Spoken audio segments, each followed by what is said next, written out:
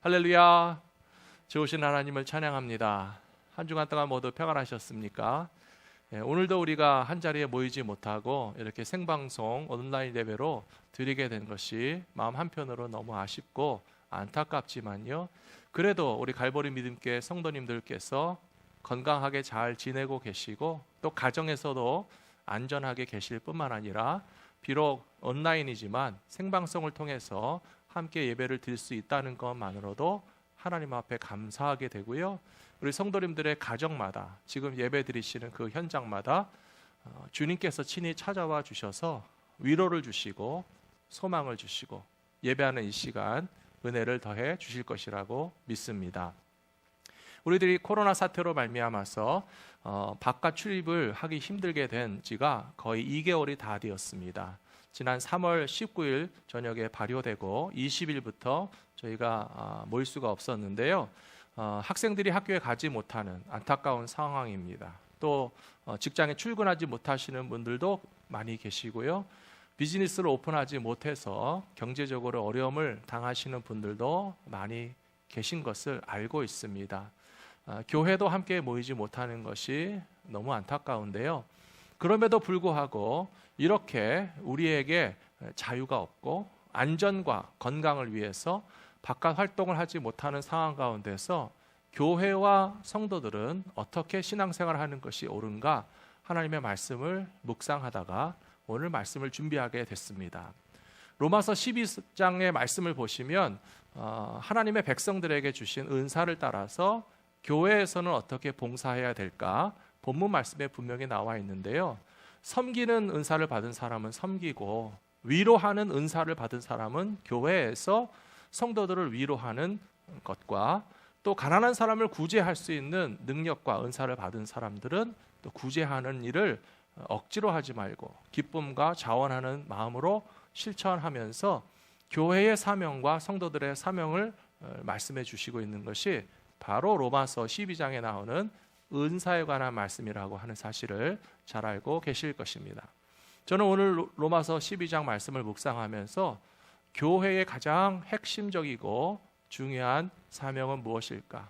또한 어떤 상황과 조건 속에서도 크리스찬들이 반드시 실천하면서 살아가야 할 신앙의 모습은 무엇일까라고 생각하다가 제 마음에 더 다가온 말씀이요, 함께 울고 함께 웃어라.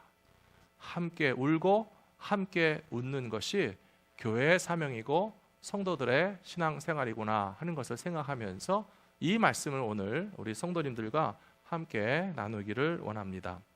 첫 번째로, 교회는 상황과 조건에 상관없이 주님을 섬기는 공동체가 되어야 합니다 라고 오늘 사도 바울이 로마서 12장 11절에서 우리에게 가르쳐 주시고 있습니다. 부지런하여 게으르지 말고 열심을 품고 주를 섬기라.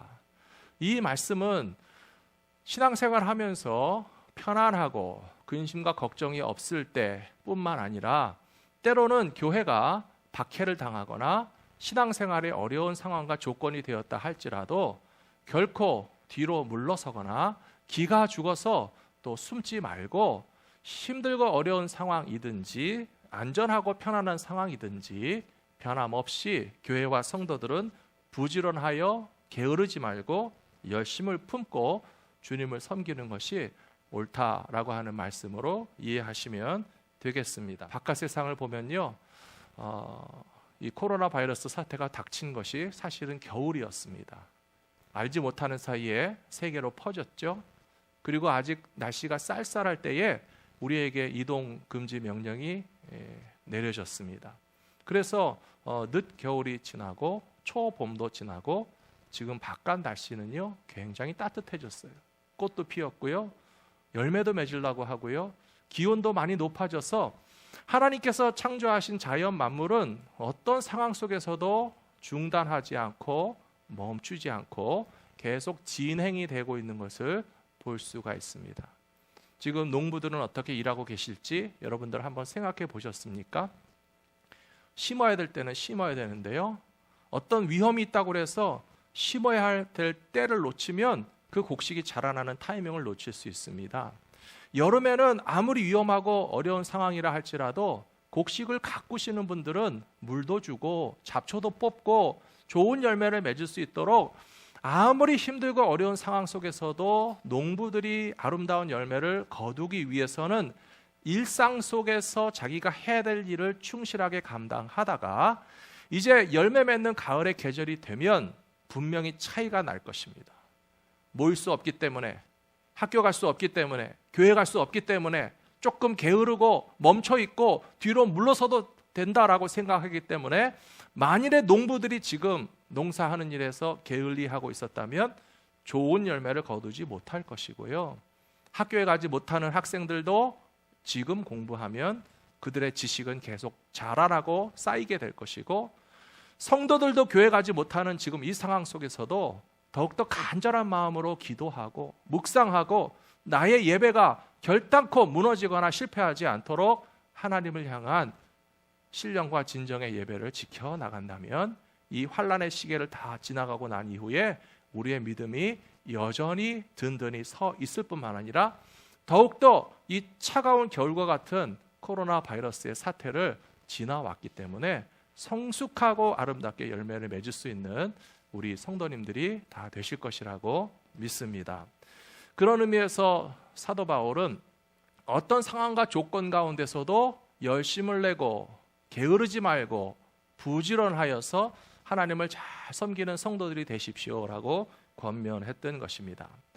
사도행전 8장에 보시면 예루살렘 교회에 핍박이 다가오게 된 것을 기억하실 것입니다. 스데반 집사님이 순교했습니다.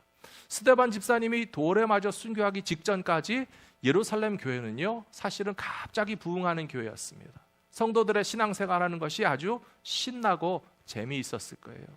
사도들이 밖에 나가서 담대하게 성령 충만해서 방언의 은사도 받고 10여 개국의 언어로서 예수의 복음을 선포하니까 베드로가 설교할 때에 몇천 명이 회개하고 세례를 받고 교회의 멤버가 되어서 성전에서 모이기도 하고 집집마다 모이기도 하고 정말 예루살렘이 떠들썩할 정도로 으쌰으쌰하면서 모이는 교회의 모습이 어느 한순간에 스데반 집사가 돌에 맞아 순교한 것을 통해서 아주 차가운 겨울로 돌변해 버렸습니다. 많은 성도들이 안전을 지키기 위해서 숨었습니다.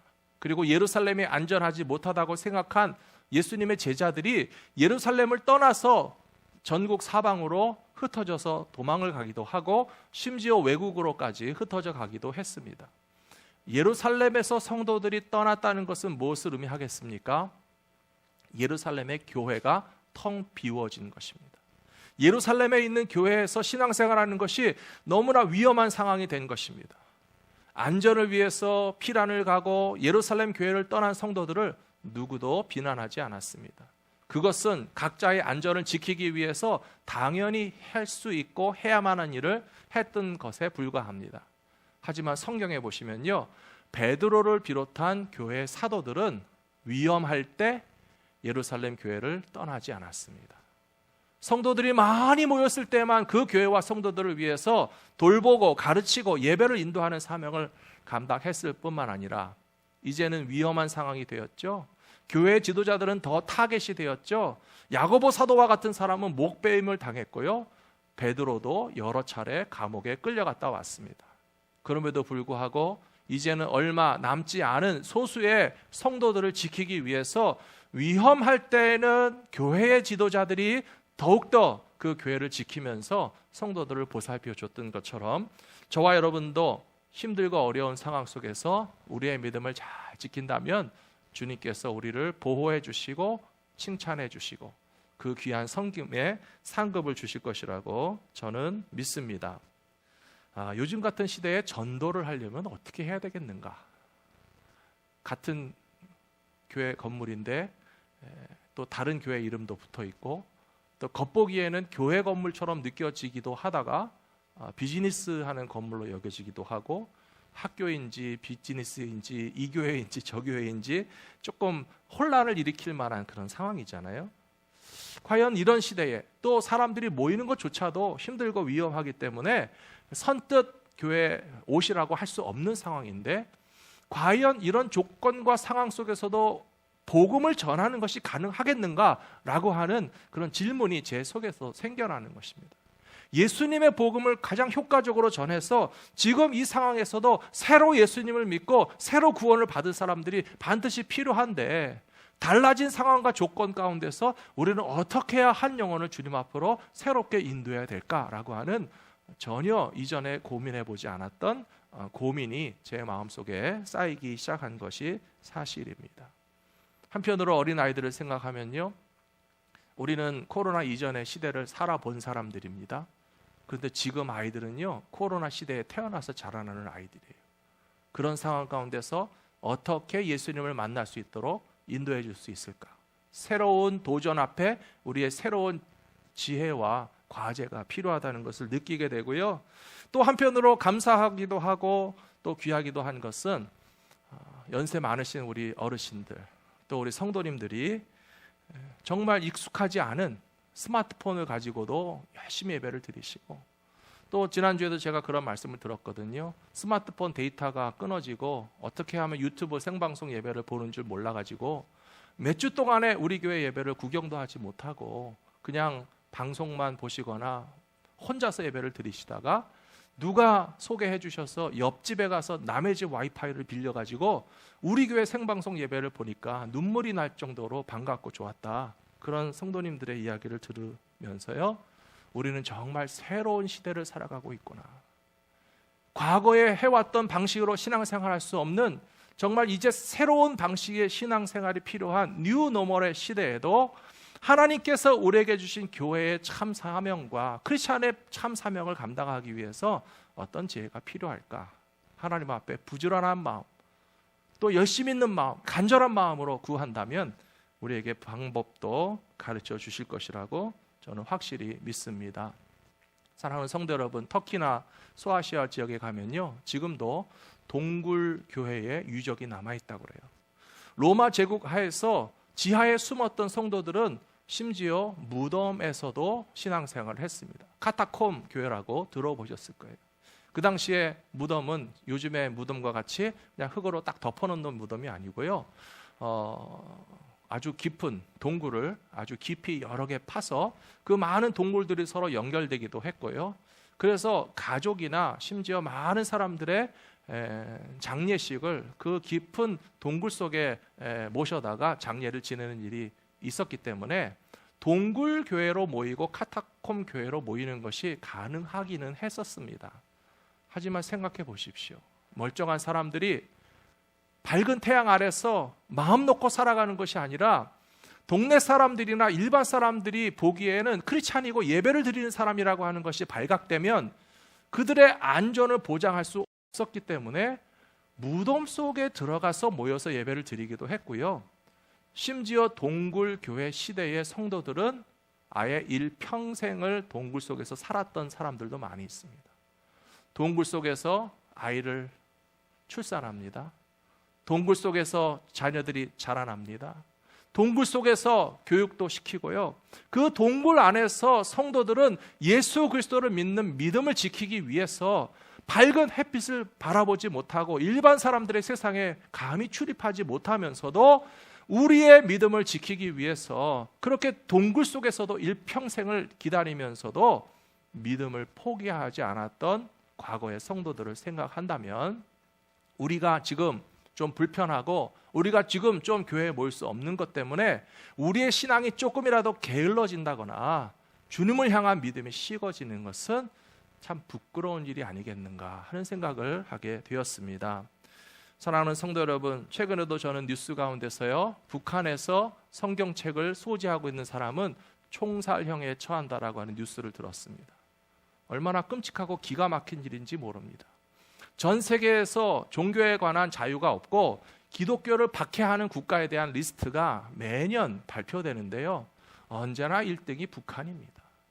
북한 땅에서는 기독교를 가장 박해하고 북한 땅에서는 지금도 성경책을 가지고 있는 것만으로도 총살을 시키는 그런 끔찍한 일이 벌어지고 있는데요, 너무 화가 나고 안타까운 일인 것과 동시에 저는 정말 깜짝 놀라게 되는 그 이면이 있습니다. 뭐냐면요, 총으로 쏴 죽여도 크리스찬들이 안 없어진다는 거예요. 그래도 예배드리는 사람이 있다는 거예요. 그래도 신앙을 지키는 사람들이 지금도 북한 땅에 있다는 것입니다. 정말 하나님의 말씀이 생명의 말씀인 줄로 알아서 목숨이 위태로운데도 불구하고 성경 말씀을 포기하지 않고 자신들의 안전이 그렇게 끔찍하게 위협당하는 상황 가운데서도 예수를 믿는 믿음의 사람들이 지금 현재에도 북한 땅의 지하의 교인들이 있다는 것은 무엇을 의미하겠습니까?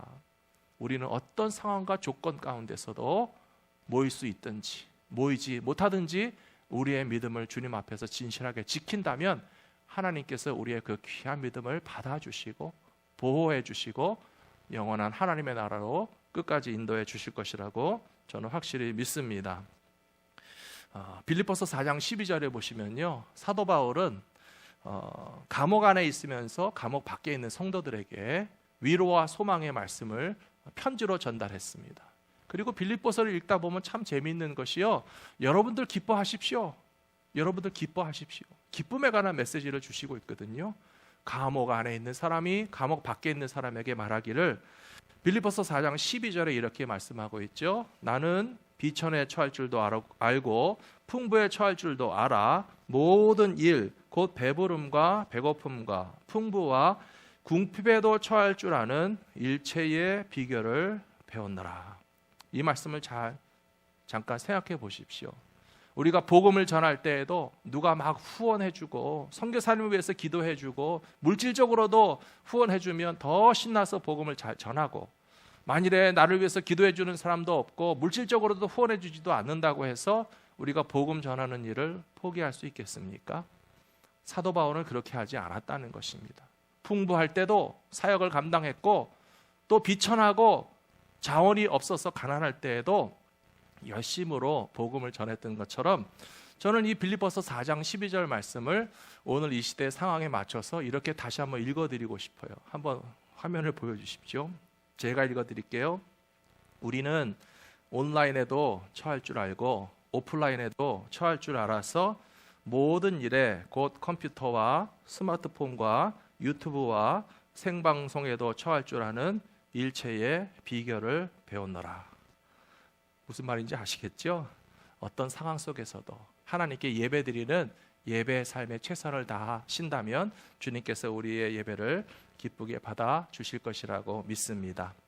두 번째로, 주님을 섬기는 사람들은 주님의 양떼와 더불어서 함께 울고 함께 웃어야 합니다. 너무나 당연한 말씀이죠. 로마서 12장 15절 말씀 보시면 즐거워하는 자들과 함께 즐거워하고 우는 자들과 함께 울어라. 누구에게 하는 말씀입니까? 교회와 성도들에게 하는 말씀이에요. 교회는 즐거워하는 사람들과 함께 즐거워하는 사람들이 교회고요, 우는 사람이 있으면 같이 울어주는 것이 바로 교회다라고 로마서 12장에서 이야기하고 있습니다. 왜 그렇게 당연한 이야기를 하고 있을까요? 크리스찬 가운데도 이렇게 하지 못하는 사람들이 있었던 것 같습니다. 특별히 예수님 당시에는 바리새인들이라든지 제사장들이라든지 율법학자들이라든지 너무나 성경도 잘 알고 너무나 종교적이고 신앙적인 삶을 살았던 사람들인데요, 예수님께서 그 사람들에게 하신 말씀이 바로 이 말씀이었어요. 제발 우는 사람들이랑 같이 울어줄 줄 알아야 된다. 한쪽에서 기뻐하고 즐거워하는 사람이 있는데 너희들도 그때 같은 마음으로 즐거워할 수 있느냐라고 따끔하게 일러주시면서, 하나님의 나라는 어린아이와 같이 웃는 사람이 있으면 같이 웃을 줄 알고 눈물 흘리는 사람이 있으면 같이 눈물 흘릴 줄 알아야 된다고 예수님이 가르쳐 주신 것이라고 저는 믿습니다. 누가복음 7장 32절 말씀 보십시오. 예수님이 말씀하시기를, 비유하건대 아이들이 장터에 앉아 서로 불러 이르되 우리가 너희를 향하여 피리를 불어도 너희가 춤추지 않고 우리가 곡하여도 너희가 울지 아니하였다 함과 같도다. 예수님의 이 말씀은요, 천국 백성다운 사람은 누구냐라고 하는 것을 가르쳐주는 말씀이라고 저는 믿습니다. 우리가 2주 전에도 어린이 주일을 맞이하면서 분명히 나눈 말씀이요, 하나님의 나라는 어린아이와 같은 사람들의 것이다 라고 주님 말씀하셨잖아요. 그러면 어린아이들의 어떤 특징이 바로 천국 백성의 모습을 나타내는 것인가? 2주 전에는 겸손한 마음, 주님께 매달리는 마음이라고 말씀드렸지만 오늘 이 본문 말씀과 연결해서 설명드리자면요, 천국 백성과 같은 어린아이의 마음은 남들이 웃을 때 같이 웃을 줄 아는 사람이에요. 집에 아이들을 보십시오. 주변의 젊은이들을 보십시오. 많이 웃어요. 옆에서 그냥 누가 웃으면 참지 않고 숨기지 않고 같이 웃습니다. 너무 많이 웃으니까 그만 웃어라 하기도 하잖아요. 웃는 거 말리지 마십시오. 같이 웃는 게 정상이고요, 건강한 것이고요, 순수한 것입니다. 그런데 어린아이들은요, 또 울기도 잘 울어요. 옆에서 누가 눈물을 흘리면요, 부모님의 얼굴이 심각하거나 주변에 다른 사람이 울고 있으면 어린아이들은 전후 사정을 이해하지 못해도 그 슬픔에 공감해서 같이 슬퍼하고 같이 눈물도 흘리는 순수함이 아이들에게 있는데요, 바로 웃을 때 같이 정말 아무 거리낌 없이 막 웃을 수 있고, 또 눈물 흘리는 사람을 보면서 그 아픔에 공감하면서 같이 눈물 흘리는 어린아이들의 모습은 천국 백성다운 모습이라고 저는 생각합니다. 사랑하는 성도 여러분, 우리는 이제 다 어른이 되었지만 또 좀 감정을 추스리고 드러내지 않고, 너무 즐거워도 막 웃지 않고, 또 눈물 나는 일이 있어도 좀 참고 하는 그런 성숙한 어른인 것은 사실이지만, 교회의 참 모습은 기뻐하는 분들과 같이 기뻐할 수 있고, 아파서 눈물 흘리는 성도들이 있을 때 같이 울어줄 수 있는 것이 진짜 교회의 모습인 것을 기억하시고, 그것을 함께 또 실천하며 살아가시는 우리 성도님들이 되시기를 부탁합니다. 마지막 세 번째로, 진정한 예배는 가족 전체가 기뻐하고 공동체 전체가 즐거워하는 것이 진정한 예배라고 성경은 우리에게 가르쳐 주시고 있습니다. 신명기 12장 18절 말씀해 보시면요, 모세가 가나안 땅에 들어가게 될 이스라엘 백성들에게 주신 말씀인데요, 이렇게 되어 있습니다. 오직 내 하나님 여호와께서 택하실 곳에서 내 하나님 여호와 앞에서 너는 내 자녀와 노비와 성중에 거주하는 레위인과 함께 그것을 먹고 또 내 손으로 수고한 모든 일로 말미암아 내 하나님 여호와 앞에서 즐거워하되 라고 되어 있습니다. 이것이 바로 예배라는 것입니다. 사랑하는 성도 여러분, 여기 예배에 관한 아주 중요한 내용들이 다 담겨져 있습니다. 물론 장소에 관한 말씀도 나옵니다. 첫 번째 보시면요, 오직 너의 하나님 여호와께서 택하실 곳에서 내 하나님 여호와 앞에서 예배드리라. 장소의 의미지만, 그러나 어떤 특정한 장소이기도 하지만 중요한 것은 하나님께서 거룩하게 구별하신 장소라고 한다면, 그리고 우리의 예배가 하나님 앞에서 드려지는 예배라고 하는 사실을 인정하고 의식하고 있다면, 크고 화려하고 좋은 건물이 아니라 하여도 우리가 예배드리는 그곳이 하나님께서 택하신 곳이고 하나님께서 예배를 받으시는 여호와의 좋은 전이 된다라고 하는 사실을 이 말씀을 통해서 기억하셨으면 좋겠습니다. 그렇다면 지금 생방송 예배를 드리고 계시는 여러분의 가정도 하나님이 택하신 장소고요, 하나님의 임재 앞에서 예배드리고 있다면 각 가정에서 드리는 예배도 얼마든지 하나님이 받으시는 예배가 된다고 이 신명기 말씀을 통해서 아실 수가 있습니다. 또 중요한 내용이 예배에 대해서 나오죠. 이 말씀에 보시면요, 너와 너의 자녀와 노비와 성중에 거주하는 레위인과 함께 그것을 먹으라 그랬습니다. 그것을 먹으라. 뭘 먹는 줄 아세요? 곡식의 첫 열매를 거두면 하나님 앞에 드리고요, 하나님 앞에 드린 곡식의 열매는요 같이 먹는 거예요.